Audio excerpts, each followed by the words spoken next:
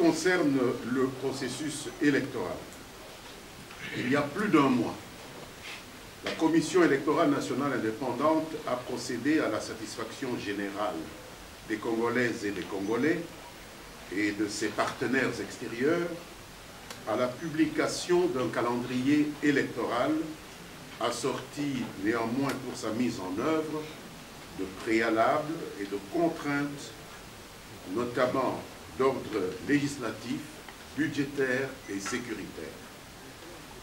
Face à ces contraintes, qui ne sont rien d'autre que des défis majeurs induits par ce calendrier, le gouvernement de la République, soucieux de respecter ses engagements, a fait et continue de faire sa part. Ainsi, au sujet de la loi électorale, l'adoption par les deux chambres de la loi électorale, déposée dans les délais à l'Assemblée nationale, est la première preuve, si besoin en était encore, de la bonne foi du gouvernement qui a tenu ainsi à manifester sa volonté de remplir scrupuleusement ses engagements à cet effet. Cependant, il ne vous aura pas échappé qu'une partie de l'opposition a préféré boycotter les séances d'examen de cette loi à la Chambre basse du Parlement. Il lui appartient de s'en expliquer, car dans le système politique démocratique parlementaire dans lequel notre peuple a choisi de vivre, pareille attitude donne le sentiment que certains parmi nous voudraient inventer d'autres règles, en vertu desquelles la majorité devrait renoncer au privilège qui lui revient de proposer des innovations nécessaires à la rationalisation des interactions politiques et à la respiration normale des institutions. Pour sa part, le gouvernement se réjouit que le Parlement ait pris la résolution de mettre un terme dans les dispositions de cette loi au foisonnement ingérable des partis politiques qui ont gêné, d'une part, l'organisation des scrutins par la Commission électorale nationale indépendante et d'autre part, la sérénité des débats dans les différents hémicycles, que ce soit le Parlement national ou les assemblées provinciales, ainsi que la gouvernabilité des instances exécutives au niveau national et provincial au cours de ces dernières années. L'introduction d'un seuil minimum de représentativité qui vise la réduction sur des bases objectives du nombre des partis politiques, qui sont, je pense, plus de 700 à ce jour, et l'élimination des candidatures fantaisistes qui rendent très laborieux l'accomplissement par un trop grand nombre d'électeurs de leur devoir civique et le travail de dépouillement des résultats par la Commission électorale nationale indépendante est tout à fait conforme à l'optimisation du processus électoral tel que recommandé avec beaucoup d'insistance par l'accord de la Saint-Sylvestre, que d'aucuns aiment souvent invoquer, mais de manière sélective, malheureusement. On peut regretter à cet égard que toutes les réformes institutionnelles significatives initiées au cours de ces 2 dernières décennies dans ce pays se soient heurtées à l'attitude négative systématique d'une certaine opposition radicale. Même la Constitution de 2006, il faut vous le rappeler, dont cette opposition se veut aujourd'hui le défenseur acharné et passionné, avait été combattue avec elle, par elle, avec beaucoup de vigueur, au point de boycotter et de faire boycotter le référendum grâce auquel les Congolais l'avaient adopté. Cette posture négationniste, rituelle, qui semble forgée dans la conviction que la seule façon pour l'opposition de jouer son rôle démocratique est de pratiquer une obstruction hargneuse et systématique et de placer les bâtons dans les roues de la majorité afin de l'empêcher d'apporter même des solutions idoines aux problèmes qui assaillent le pays, mais guère favorables aux intérêts nationaux, loin s'en faut. S'agissant des contraintes financières, en ce qui concerne ces contraintes qui sont aussi logistiques, on aura noté que la loi des finances pour l'exercice 2018, adoptée par l'Assemblée nationale et le Sénat au cours de la dernière session parlementaire, reprend une ligne budgétaire équivalente à 500 millions de dollars américains, correspondant aux besoins présentés au gouvernement par la Commission électorale nationale indépendante pour ses activités durant l'année 2018. Activités devant aboutir à la tenue effective de l'élection présidentielle et des élections législatives nationales et provinciales au cours d'une séquence unique, comme convenu dans l'accord de la Saint-Sylvestre et selon le calendrier subséquent publié par la Commission électorale. Le gouvernement confirme sa détermination à mettre à la disposition de la centrale électorale les fonds prévus à cette fin selon le chronogramme convenu. Et pour votre information, rien que pour le mois de janvier, 60 millions de dollars sont d'ores et déjà à la disposition de la Commission électorale nationale indépendante. Il n'est pas inutile de rappeler à ce stade que pour l'exercice 2017 qui touche à sa fin, c'est grâce aux allocations de l'exécutif national, complétées par l'appui logistique de la MONUSCO, que le processus électoral a pu être mis sur orbite par la réalisation des opérations d'enrôlement des électeurs et la poursuite normale de certaines autres opérations préparatoires, grâce à l'amélioration de la situation du Trésor du fait de la tendance haussière des cours de certaines de nos matières premières.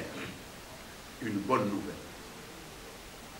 Comme en 2011, la corbeille des apports promis par la plupart des partenaires extérieurs de la Commission électorale nationale indépendante, qui avait offert de l'appuyer substantiellement dans l'organisation du processus électoral, reste encore désespérément vide jusqu'à ce jour.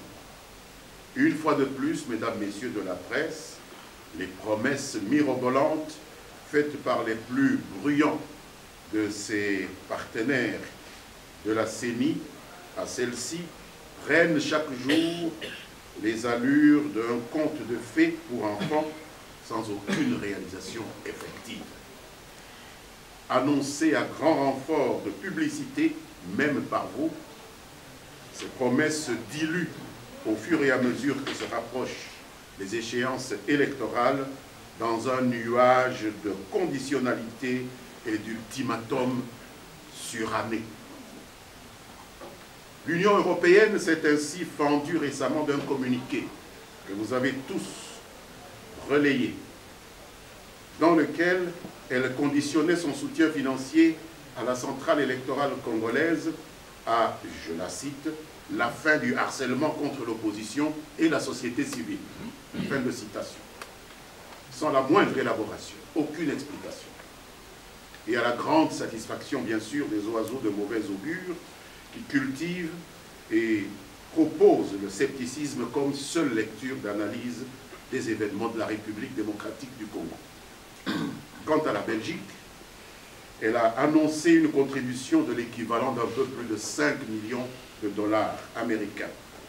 Mais, si et seulement si, l'accord du 31 décembre 2016, dont vous tous, vous savez que l'exécution a atteint sa vitesse de croisière, était, selon elle, intégralement appliqué. Comprenne qui pourra. C'est en tout cas un état de choses, un sujet intéressant à creuser dans vos analyses, comme médias congolais, comme médias africains, parce qu'on a l'impression qu'alors que le pays avance, il y en a que cela n'arrange pas. S'agissant des défis sécuritaires, le pays avance. Dans la réponse au défi de l'insécurité qui déstabilise certaines zones et qui a bloqué pendant de longs mois l'enregistrement des électeurs par la Commission électorale nationale indépendante dans les provinces du Kasaï et du Kasaï central, de même que dans 2 territoires de la province de la Lomami, où l'activisme sanglant, le groupe terroriste a empêché toute activité de la centrale électorale. Grâce au retour progressif à une vie normale dans ces entités, les opérations d'enrôlement des électeurs ont pu démarrer et sont en voie d'achèvement. Entre-temps, la justice est en train de passer, sans coup férir, grâce à des procédures en bonne et due forme contre les présumés membres de ces groupes terroristes qui ont instrumentalisé le label Kamui Nansapu pour s'aimer la mort, la destruction et la désolation dans l'espace kassaïen. Ils ont tenté récemment de transplanter la terreur à Kinshasa, siège des institutions nationales, dans le but de déstabiliser gravement la République démocratique du Congo. Mais nos forces de sécurité ont fait preuve de professionnalisme et d'efficacité et ont appréhendé la plupart de ces fauteurs de troubles qui sont en train de comparaître devant la justice. Sans nous permettre de nous livrer à des commentaires sur ces procès, ce n'est pas notre rôle parce que ces procès sont en cours et dans le strict respect du principe de la séparation des pouvoirs, le gouvernement congolais exprime le vœu de voir éclater la vérité sur ces crimes abominables commis contre notre pays et contre de nombreuses victimes congolaises et étrangères, et ce, dans les respects des règles de l'art, notamment les droits de la défense qui sont garantis par notre Constitution. Le gouvernement se félicite également de la perception plus réaliste des problèmes sécuritaires que la République démocratique du Congo a eu à affronter par la plupart de nos partenaires régionaux et internationaux qui définissent désormais tous ces groupes de criminels comme des groupes terroristes à traiter comme tels. En parlant de la sécurité, je voudrais dire un mot sur le lâche massacre de 14 vaillants casques bleus tanzaniens de la MONUSCO déployés dans le territoire de Beni, au Nord Kivu, en appui à leurs frères d'armes, les forces armées de la République démocratique du Congo, près du pont sur la rivière Semliki, où ils ont été victimes de la barbarie d'un groupe de présumés terroristes djihadistes ougandais de l'ADF, qui ont attaqué leur bivouac dans la nuit du 7 au 8 décembre 2017. Le gouvernement présente une fois encore ses condoléances aux autorités de la République sœur de Tanzanie, aux proches et aux membres des familles de ces vaillants soldats. La cour militaire opérationnelle de Beni est d'ores et déjà à pied d'œuvre, en collaboration avec la mission des Nations Unies en RDC, pour identifier les auteurs de cette énième atrocité contre notre pays, afin de les appréhender, les poursuivre et les sanctionner avec la plus grande sévérité. Le gouvernement de la République démocratique du Congo remercie le président de la République de Tanzanie, son Excellence John Magufuli, et la haute hiérarchie militaire de ce pays frère, membre de la SADC, qui, en dépit de cet ignoble carnage visant manifestement à dissuader les pays contributeurs de troupes à la brigade d'intervention de la MONUSCO, dont l'efficacité de l'impact sur la mission d'appui au FARDC pour le rétablissement et le maintien de la paix dans notre pays n'est plus à démontrer, ont décidé de poursuivre la participation des forces tanzaniennes à la dite brigade.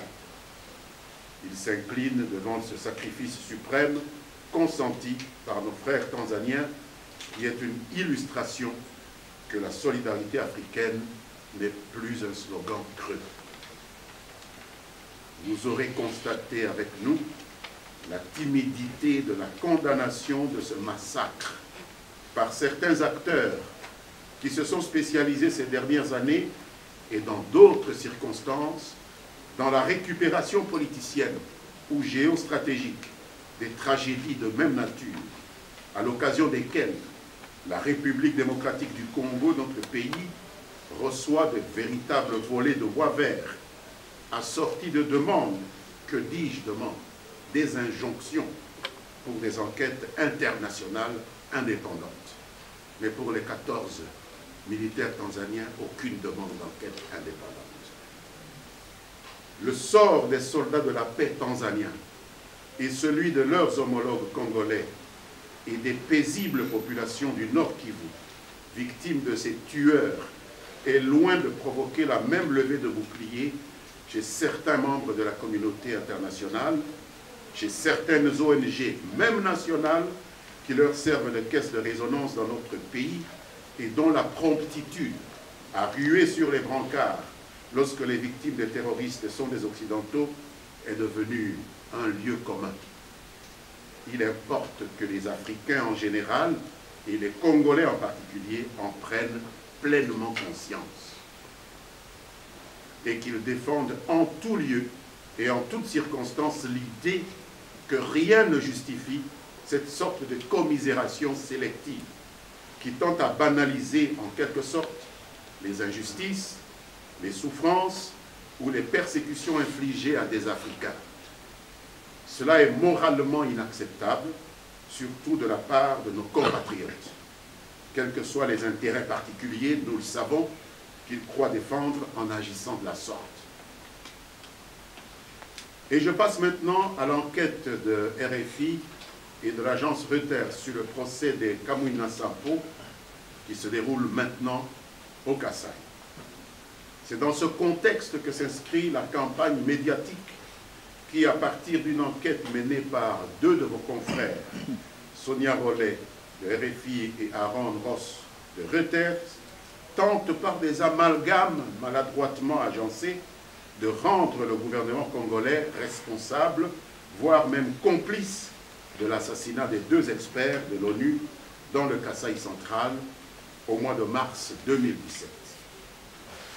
Pour faire court, cette véritable chronique judiciaire littéralement saucissonnée semble poursuivre l'objectif de remettre en cause la version du parquet militaire congolais, partagée par la commission d'enquête mise en place par le secrétaire général des Nations Unies, version accusant les insurgés Kamwina Nsapu d'avoir assassiné ces deux enquêteurs onusiens pour essayer d'induire la culpabilité du gouvernement congolais dans ce crime odieux. Et c'est le lieu pour moi de rappeler que ni le gouvernement, ni le secrétaire général des Nations Unies, et encore moins des journalistes, ne sont qualifiés pour accuser qui que ce soit de quoi que ce soit dans un état de droit. La responsabilité de poursuivre des faits criminels et de procéder à l'accusation revient exclusivement au ministère public, dont nous, gouvernement, nous nous limitons de temps en temps à relayer les conclusions qui, en l'espèce, ressortent d'une instruction préjuridictionnelle et maintenant juridictionnelle, qui est du reste publique, devant les cours militaires supérieures de Kananga et de Mbuji-Mayi. Il est dès lors surprenant que des professionnels de médias aussi respectables fassent fi du principe élémentaire de la séparation des pouvoirs qui laisse au seul ministère public, le parquet en l'occurrence, la plénitude de l'action publique et aux juges le pouvoir de désigner les coupables de crimes et d'infractions et s'amuse à indexer le gouvernement. Les deux auteurs de cette enquête de RFI et Reuters se permettent de se substituer aux magistrats et même de caricaturer la démarche des magistrats en parlant, je les cite, de scénarios dessinés au fil des audiences. Fin de citation. Comme si, au-delà du compte-rendu des audiences qui sont en train de se dérouler à Kananga, il leur revenait à eux d'instruire cette affaire parallèlement avec la justice congolaise. Aucun état de droit au monde, mesdames, messieurs, ne peut accepter pareille usurpation de qualité, même sous le prétexte du journalisme d'investigation. En réalité, les révélations faites par RFI et Reuters ne contiennent aucun élément nouveau pour quiconque suit, comme moi, la chronique de ce procès qui oppose devant la Cour d'appel de Kananga l'auditeur militaire supérieur près cette juridiction aux personnes impliquées dans les violences dans l'espace kassaïen et notamment dans l'assassinat des 2 experts de l'ONU. S'agissant de ce dernier dossier, d'après les renseignements recueillis au cours de ces audiences publiques, pas besoin d'être un fin limier pour y accéder. Il suffit d'entrer dans la salle des audiences, puisqu'elles sont publiques. La Suédoise Saïda Catalan et l'Américain Michael Sharp sont arrivés à Kananga le 8 mars 2017, en provenance de Goma, pas de Kinshasa, à bord d'un avion de la MONUSCO, avec le projet d'effectuer un déplacement de Kananga vers la mission catholique de Bunkonde, à 78 km au sud du chef-lieu de la province du Kasaï central.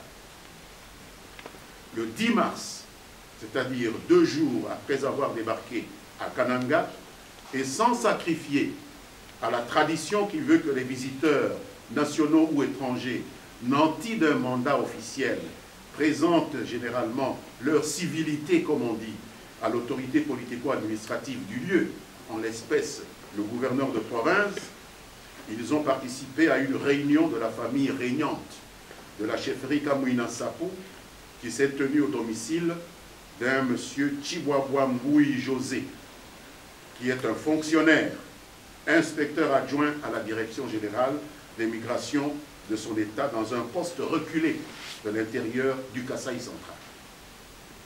C'est manifestement cette qualité de fonctionnaire de la DGM de M. Tshibwabwa Mboui José qui semble avoir fait bondir les auteurs des prétendues révélations impliquant le gouvernement, comme si tous les fonctionnaires congolais étaient des petits saints ne pouvant poser un acte que sur instruction du gouvernement. Or, tel n'est pas le cas en espèce. En effet, ce n'est pas en sa qualité de fonctionnaire de la Direction générale de migration que M. Tshibwabwa Mboui José a organisé cette réunion entre la famille de Kamouina Sapou et les 2 experts des Nations Unies. Auquel cas, cette réunion se serait tenue au siège de la Direction générale de migration et non pas à son domicile. Il n'aurait du reste pas pu organiser cette réunion au siège de la Direction générale de migration à Kananga parce qu'il n'était qu'un agent subalterne qui n'avait aucune responsabilité ni au niveau de la province, des instances provinciales de la DGM, ni au niveau de celle de la ville de Kananga, de la DGM, car M. Tshibwabwa Mboui José n'était que chef d'équipe d'un poste frontalier à Mwenye Moulou, vers l'Angola, dans le territoire de Luisa. Voilà la réalité. Originaire du village d'Inyuka, secteur de Dibataï dans le territoire de Dibaya, Tshibwabwa Mboui José est de plus un membre connu de la famille régnante du chef coutumier Kamouina Sapou. Et ça, on ne le dit pas. Voilà le saucissonnage. Pourtant, tout cela est dit lors de l'audience. C'est donc à ce titre qu'il a abrité dans sa résidence de Kananga, sise au numéro 41, avenue du Rail, quartier des Plateaux, la réunion entre la dite famille régnante et les 2 experts onusiens, Mme Catalan et M. Sharp. Tous ceux qui suivent l'instruction juridictionnelle devant la cour militaire de Kananga ont par ailleurs pu apprendre que c'est dans cette résidence de Tshibwabwa Mboui José que logeaient tous les membres de la délégation de la famille régnante Kamouina Sapou venus à Kananga dans le cadre de pourparlers avec le gouvernement provincial du Kasaï central après les incidents qui avaient entraîné la mort du chef Kamouina Sapou Pandi Jean-Pierre lors d'affrontements entre sa milice et les forces de sécurité. Le 10 mars donc, Tshibouabouamboui José a porté à la connaissance de ses visiteurs qu'il venait d'être informé par le colonel Jean de Dieu Mamboueni, officier des renseignements de la garnison locale des FRDC, c'est-à-dire de la 21e région militaire, de la présence à Kananga de Mme Zaïda Catalan et de M. Michael Sharp, dont l'intention était d'enquêter sur la mort du chef Kamwina Nsapu et que les deux enquêteurs cherchaient à rencontrer la délégation de la famille régnante Kamwina Nsapu, présente à Kananga pour rencontrer le gouvernement provincial. Si c'est ça, organiser le séjour des deux enquêteurs des Nations Unies, vous me direz de quoi il s'agit. Les membres de la délégation ont accepté, la délégation de la chefferie Kamwina Nsapu, de rencontrer les deux experts. Et la rencontre a eu lieu le lendemain, 11 mars, à l'hôtel Woodland de Kananga. Y ont pris part, outre les deux visiteurs, donc Mme Catalan et M. Sharp, M. Tshibouabouamboui José lui-même, M. Betou Tshintela Abdoul et 7 autres membres de la délégation Kamwina Nsapu venus de Kamwina Nsapu à Dibaya. Et c'est au cours de cette rencontre qu'il sera convenu que M. Betou Tshintela et Tshibouabouamboui José allaient se charger de l'organisation du déplacement des deux experts de Kananga vers la mission catholique de Bunkonde, après que les deux experts aient fait part de leur volonté de visiter plutôt le village Kamwina Nsapu, où ils souhaitaient enquêter à la source sur les circonstances de la mort du chef Kamwina Nsapu, Pandi Jean-Pierre.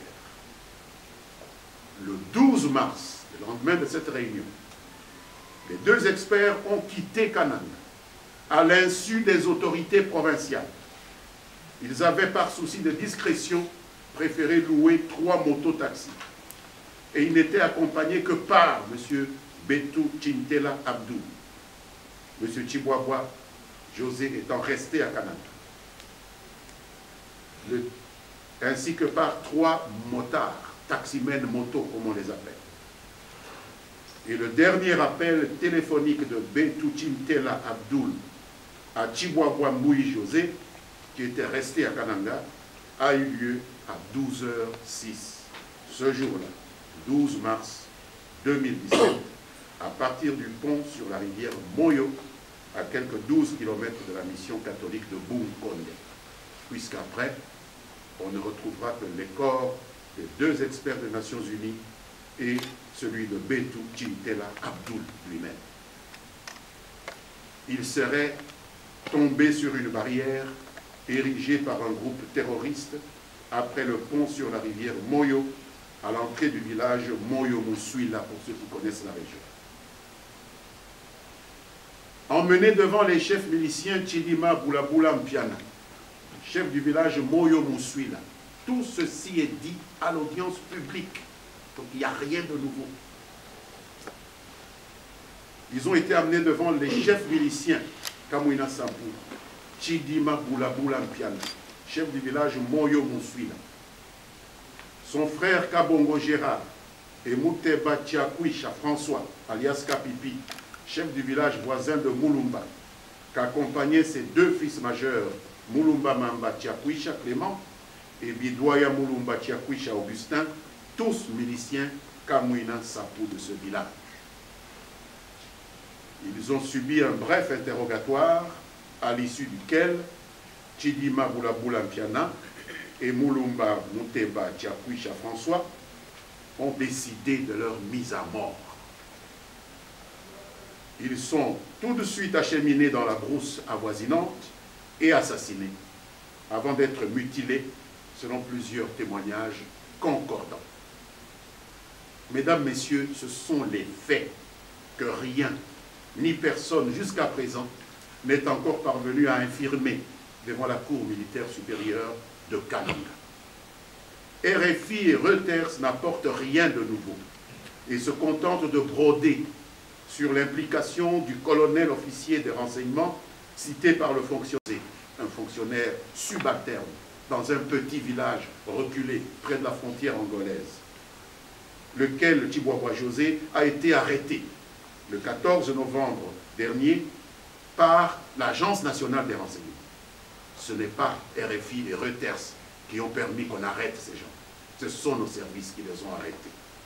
Qu'il a arrêté le 14 novembre dernier à Kalambambouji, en territoire de Luiza, près de la frontière angolaise, après qu'il ait refusé de déférer à 2 mandats de comparution successifs émis par l'auditeur militaire supérieur de Kananga, respectivement le 1er mai et le 6 mai 2017. Il a été transféré à Kinshasa le 17 novembre 2017 et est en train de subir un interrogatoire par les services de la police judiciaire. Ce monsieur Tchiboua José avait été utilisé occasionnellement comme informateur bénévole par l'Agence nationale des renseignements, comme le font tous les services de renseignement normalement constitués au plus fort de l'offensive terroriste, parce qu'il était un fonctionnaire subalterne de la DGM appartenant à la famille régnante Kamouina Sapo. C'est ça le professionnalisme dans le renseignement. La seule chose qu'on peut dire, c'est que le Congo bashing se vend bien. Car au fond, on nous a rabattu les oreilles avec des nouveaux éléments depuis 2 jours, que les 2 journalistes auraient mis à jour, alors qu'en réalité, il n'y a aucun nouvel élément que leur enquête ait révélé. Il y a de leur part comme une tentative de jouer sur la curiosité légitime du public et des journalistes à connaître les conclusions que la justice militaire donnera à ce dossier. Mais, mesdames, messieurs de la presse, il faut bien qu'il se fasse une raison, car le temps de la justice n'est pas le temps des médias. Le temps de la justice n'est pas le temps des politiques. Tous les éléments dont ils ont fait état ont été publiquement évoqués au procès de Kananga, qui n'a pas encore jusqu'à ce jour abouti à quelque sentence que ce soit. Nous avons tous entendu Mme Sonia Rollet reconnaître hier, un peu tardivement, sur une chaîne publique française, qu'il s'agissait en fait, je la cite, à la fois de nouveaux éléments et pas tellement nouveaux. Fin de citation. Ça s'appelle dire une chose et son contraire. S'il est donc vrai qu'un agent de l'État, au moins, est impliqué dans ce drame, rien ne permet d'en déduire la complicité ou l'implication du gouvernement de la République démocratique du Congo ou des organes liés au gouvernement dans ce crime. Même parmi le groupe de la branche Kamouina Sapo de Kinshasa, qui est en train de passer en jugement devant le tribunal militaire de la garnison de Kinshasa, qui a rendu un arrêt avant dire droit hier, vous avez noté la présence de quelques officiers renégats de la police nationale, ce qui ne veut nullement dire que le gouvernement soit mêlé à l'attaque de la prison de Makala ou à l'assassinat de l'administrateur du marché central de Kinshasa qu'on leur reproche. Voilà la vérité. Tout se passe comme si vos 2 confrères essayaient de forcer les juges à aller vite en besogne. Et pire, comme s'ils s'efforçaient à influencer l'intime conviction des juges, ce qui est inacceptable dans le système judiciaire d'un État de droit digne de ce nom. Et la justice congolaise leur a fait part de son refus de déférer à cet empressement. Cette curieuse chronique judiciaire est, je l'ai dit, on ne sait pour quelle raison, saucissonnée, car elle exclut délibérément certains détails importants. Elle n'évoque pas, par exemple, l'intérêt de la justice à avoir quelques éclaircissements sur les 4 contacts téléphoniques retracés entre Mme Sonia Rollet elle-même et le présumé principal bourreau des 2 enquêteurs qui répond au nom de Kabasele Manga. Nous avons ici le répertoire de la compagnie de téléphone que vous pourrez consulter avec les dates et les heures de 4 communications entre elle et celui qui a abattu les 2 Américains et qui se trouve aujourd'hui entre les mains de la justice. et la justice souhaiterait qu'elle puisse les aider. Quel est le contenu de ces 4 contacts qu'elle a eus avec cet assassin? Des appels qui sont répertoriés dans le relevé que la police scientifique a mis à la disposition des magistrats. Sonia Rollet aiderait donc la justice en dévoilant par n'importe quel moyen. Elle peut faire une déclaration à l'ambassade, ou elle peut faire une déclaration aux affaires étrangères pour nous la transmettre, qu'on transmette à la justice congolaise. Le contenu de ces échanges qu'elle a eus avec ce suspect et dont elle ne parle nulle part dans sa fameuse enquête. Voilà ce que je voulais porter à votre connaissance. Pour l'instant, la procédure se poursuit et les juges diront le droit lorsqu'ils seront parvenus à une intime conviction sur les responsabilités des uns et des autres. Quels qu'ils soient, membres des forces de sécurité, membres du gouvernement congolais, personne n'est à l'abri du couperet de la justice dès lors qu'il a porté atteinte à la vie d'autrui. Et ceci m'amène à parler des légendes d'infamie et des attitudes souvent paradoxales de quelques médias. Dans cette même optique, je voudrais évoquer ce cas de certaines structures des professionnels des médias qui, plutôt que de coopérer activement avec les autorités congolaises pour promouvoir et défendre la liberté d'expression et le droit des journalistes à accomplir sans entrave leurs tâches, semblent se complaire dans la recherche effrénée de dénonciations sensationnelles, même non vérifiées, dans le but d'arriver à capter des fonds que des donateurs de bonne foi ou des groupes d'influence politiquement ou économiquement motivés mettent à leur disposition. Ce faisant, ils donnent parfois l'impression d'être mal à l'aise lorsque les gouvernants congolais ne se comportent pas en bourreaux ou en prédateurs de la presse, selon une expression désormais consacrée, dans la mesure où ils estiment que leur prospérité est tributaire des persécutions subies par les journalistes. Et nous le disons en connaissance de cause. Il s'ensuit, et là est tout le paradoxe de la situation, que la réduction des cas d'abus ou l'amélioration des conditions de travail des professionnels des médias en République démocratique du Congo est une bien mauvaise nouvelle pour eux. C'est ce qui les pousse à inventer des récits infamants, à l'instar de cette organisation ayant pignon sur rue à Kinshasa, qui nous a carrément étiqueté bourreau de la presse, vous la connaissez, pour la simple raison qu'en application de la loi congolaise, faisant obligation à toute entreprise audiovisuelle étrangère désireuse d'émettre en République démocratique du Congo, de le faire en synergie avec une entreprise audiovisuelle nationale, pour des raisons évidentes de protection des acteurs nationaux du secteur que vous êtes.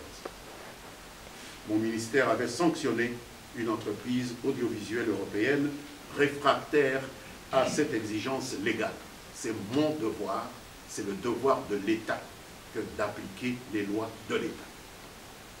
Ironie du sort, cette accusation est intervenue quelques semaines après que le média européen en question, réalisant son erreur, ait pris l'initiative de conclure un accord de partenariat avec une entreprise congolaise, ce qui avait entraîné naturellement la levée subséquente de la sanction administrative que lui avait infligée mon ministère. Comme quoi, à force de vouloir en faire trop, on devient plus royaliste que le roi et on s'expose au discrédit. Dans le même rapport, ce lanceur d'alerte avait donné pour emprisonner, à cause de ses activités professionnelles, un journaliste de Mbuji-Mayi, dont je tais le nom, mais qui a lui-même, 48 heures après la publication du dit rapport, protesté en personne par un cinglant démenti, se désolidarisant ainsi de ses méthodes indignes. Ce qui n'a pas empêché l'organisation Reporters sans frontières de m'adresser une correspondance particulièrement comminatoire et assez mal polie, qui, soit dit en passant, ne m'est parvenue qu'une semaine après avoir été balancée sur les réseaux sociaux. Quelles sont ces méthodes? Vous écrivez à un ministre et avant que la lettre ne lui parvienne, vous balancez cette correspondance sur les réseaux sociaux. Pourquoi? parce que c'est un ministre nègre. Doit-on accepter cela? Exigeant du gouvernement de mettre fin à ces actes purement imaginaires ou prétendument attentatoires à la liberté d'expression. Nous n'acceptons pas cela. Nous condamnons de telles attitudes. Un peu plus de rigueur, un peu plus d'objectivité, un peu plus de professionnalisme, mesdames et messieurs de la presse, ne ferait pas de mal aux journalistes que vous êtes et qui ont besoin que leur dénonciation de cas avérés d'abus ou d'entrave dans l'exercice de leur noble métier dans notre pays ne soit pas décrédibilisée à l'avenir lorsqu'ils s'adressent aux instances nationales. Ce sont de telles légendes d'infamie, véritables fonds de commerce pour certains, qui justifient les prétentions impérialistes de quelques-uns de nos partenaires dans la communauté internationale, qui prennent appui pour initier des sanctions illégitimes contre des personnalités en vue de la République démocratique du Congo, afin de mieux les subjuguer au mieux de leurs propres intérêts économiques et géostratégiques. Des sanctions unilatérales et illégales au regard du droit international qui participent en réalité d'une entreprise de chantage sans phare. Le gouvernement qui a attaqué ces sanctions devant les instances compétentes engage tous ceux qu'elles visent, dont moi-même, à rester droit dans leurs bottes et à raffermir leur détermination à défendre et à sauvegarder à tout prix les intérêts nationaux.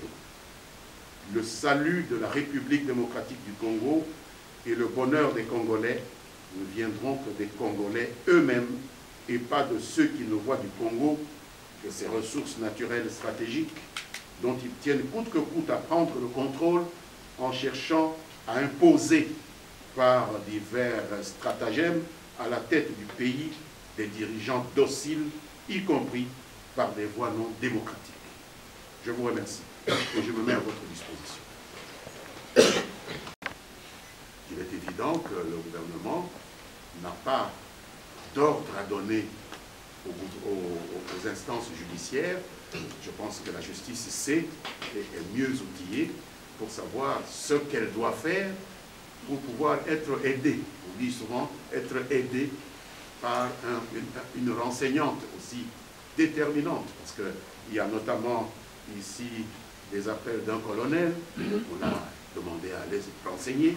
Le parquet, il s'est présenté, il a renseigné pourquoi il a parlé avec tel ou tel de ces visiteurs qui ont été victimes. Il a dit qu'il les connaissait, il les avait vus, parce que ce n'était pas la première fois que les deux enquêteurs venaient en RDC, il s'est expliqué.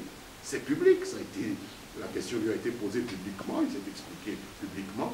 Peut-être que Mme Sonia Rollet recevra une demande de renseignement de la part de la Cour militaire supérieure qui siège à Kananga. Ce n'est pas au gouvernement à faire ce travail-là. Chacun doit faire son travail. C'est à la Cour militaire supérieure qu'il appartient de creuser son enquête pour découvrir si, au cours de ces 4 entretiens téléphoniques, Mme Sonia Rollet a reçu des informations qui peuvent guider le cheminement de la Cour vers la manifestation de la vérité. Ce qui nous choque, nous, c'est qu'elle n'en parle pas dans son enquête sur les nouvelles révélations. Elle parle de toute autre chose, mais elle ne parle pas des contacts qu'elle-même a eus avec cet assassin présumé. Voilà la seule chose qui nous préoccupe. Mais maintenant, pour entrer dans le fond du problème, il n'y a que soit l'auditeur militaire supérieur de Kananga ou le président de la Cour militaire supérieure qui peuvent demander que Mme Sonia Rollet puisse les aider à comprendre quel est le contenu de ces contacts qu'ils ont eus avec le présumé assassin Manga. Merci pour la parole. C'est Simon Kinsangala pour le compte de Congo Style. Excellent. Je voulais parler de l'article 64 de la Constitution, parce qu'il y a une bonne frange de la population qui pense appliquer cet article. Au même moment, il y a aussi des institutions qui considèrent qu'elles ont le droit d'appliquer le même article. Excellent, cet article a besoin d'un éclairage. Quel est votre commentaire à ce sujet? Merci. Mais quel éclairage voulez-vous avoir? Vous avez un article de la Constitution, vous la lisez telle qu'elle est. elle dit clairement ce qu'elle dit. Je ne sais pas s'il faut un éclairage particulier. Il y a un alinéa premier qui empêche quiconque de conquérir le pouvoir par des voies non constitutionnelles. Je ne sais pas si vous connaissez quelqu'un dans ce pays qui a conquis le pouvoir par des voies non constitutionnelles ou qui le garde par des voies non constitutionnelles. Puis il y a une disposition de l'article 2 qui prévoit que le fait de vouloir prendre le pouvoir autrement que par des voies constitutionnelles est un crime imprescriptible. Donc, je ne sais pas quel éclairage vous cherchez à avoir. De toute façon, l'éclairage sur les dispositions constitutionnelles relève de la Cour constitutionnelle, pas de moi, pas du gouvernement. Peut-être que vous pourriez utilement saisir la Cour constitutionnelle pour qu'elle vous donne une interprétation si c'est nécessaire. Mais je ne crois même pas que c'est nécessaire, puisque même un élève de 6e secondaire comprend bien, en lisant ces dispositions. C'est une des dispositions les plus faciles à comprendre de la Constitution. Personne ne peut s'arroger le pouvoir de prendre le pouvoir par des voies qui ne sont pas prévues par la Constitution. C'est net, c'est clair, il n'y a pas d'explication à donner. Excellence, moi c'est le cœur dont je parle pour le compte de Siloé TV. Je voulais un peu revenir pour la question de la CENI, du budget que l'État promet de mettre pour l'organisation des élections, ça dit 500 millions de dollars. Alors, vous avez parlé de 60 millions qui seront mis à la disposition de la CENI dès le mois de janvier. Voilà, déjà mis à la disposition de la CENI.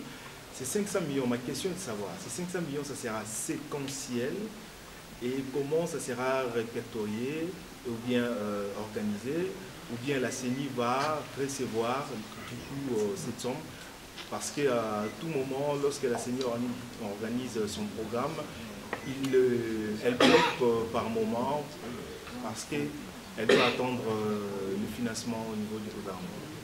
Mais il n'y a aucun budget, à ma connaissance, qui ne soit pas séquencé. Forcément, c'est au fur et à mesure de la réalisation des recettes budgétaires que l'État peut faire ses dépenses.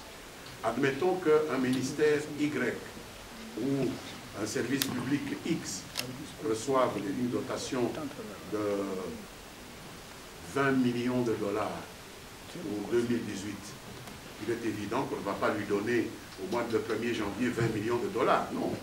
Il doit faire un plan. On appelle ça le plan de décaissement. De quoi aurez-vous besoin?